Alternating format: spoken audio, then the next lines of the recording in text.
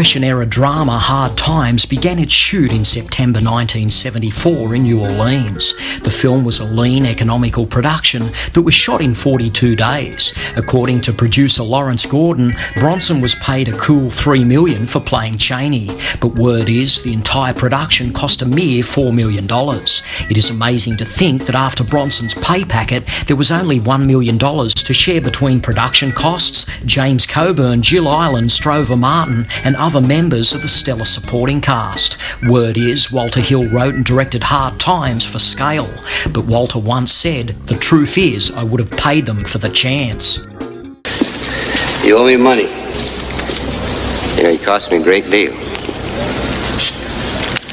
You'll live with it. You're watching Pick of the Flicks with Tony Douglas, and welcome to Hollywood Backstory, our exclusive web series where we step behind the red curtain to unravel some amazing tales from a time gone by. In today's episode, we continue to reflect on the hard-hitting 1975 sports drama Hard Times, a film that director Walter Hill once described as being about debts of honour and do you feel them? Yes, this is part 3 of our fascinating Hard Times backstory, a motion picture that came with the tagline, "It was tough in the streets, but Bronson was tougher." With Charles Bronson, James Coburn and Jill Ireland cast, there was still one major role that needed to be filled, and that was the complicated part of Poe, a drug-addicted cut specialist who was once kicked out of medical school but now hired to attend to Bronson's injuries. Poe looked wonderful on paper, but casting this role was almost an impossible task. According to Walter Hill, they read actor after actor and couldn't find anyone. Hill described all the readings as hollow and pretentious. In desperation, producer Lawrence Gordon asked Hill if he would like to rewrite the role. With the shoot looming, this was not something that Walter Hill wanted to do. Amazingly, when the camera started rolling, the part still wasn't cast. A few days into the shoot, producer Gordon asked Hill if he would be happy to go with Strover Martin. Hill was astonished that he had never thought of Strover himself.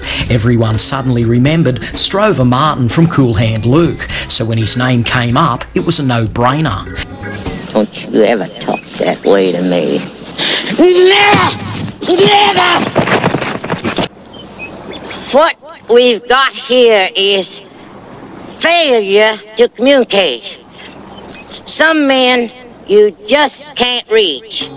Martin was immediately offered the part. He admired the script, so he was on the first plane out to New Orleans. Martin arrived the very next day and was ready to start work. Apart from his paycheck, the only other thing that Martin wanted was to be given the freedom to play his character like Tennessee Williams. Hill's response to Martin's request was one word: great. And of course, that's exactly what Martin did. Director Walter Hill got along well with Strover Martin. However, towards the end of the shoot, Hill and Martin had a bit of a tiff. Martin got a little snappy one day and said to Hill in relation to his performance, "You're always telling me the same thing. Do it less, cut it in half, cut it in half." Hill was a little bruised by Martin's reaction. I guess Hill felt that for the film to work, he had to tone down Martin's performance in order to maintain an even balance. On the last day of shoot, Martin was embarrassed by his outburst and presented Hill with a book of poetry, of which Hill still has to this day.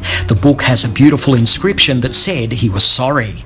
Not long after the shoot, Martin got sick. However, Hill said that they maintained their friendship to the very end. A number of years later, Hill said about Martin, "I was a very lucky fella to be associated with him. I can't imagine anyone else playing the part." On that note, I must say that in the echelon of great Strover Martin movie roles, his performance as Poe stands tall.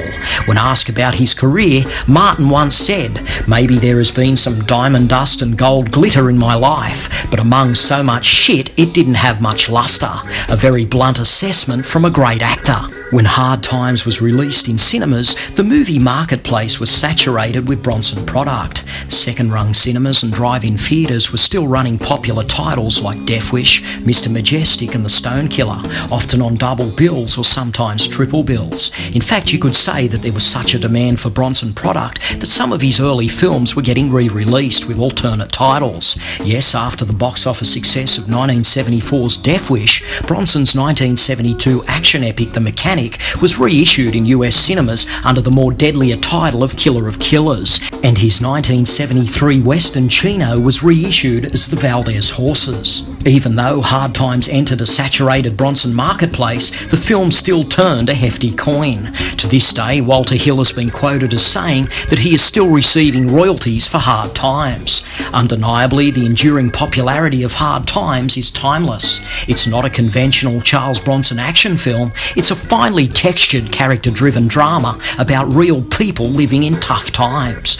The bare-knuckles punch-ups that punctuate the lives of these ordinary people are there out of pure necessity. For Bronson's Cheney, joining the Fight Club was a way to make a living.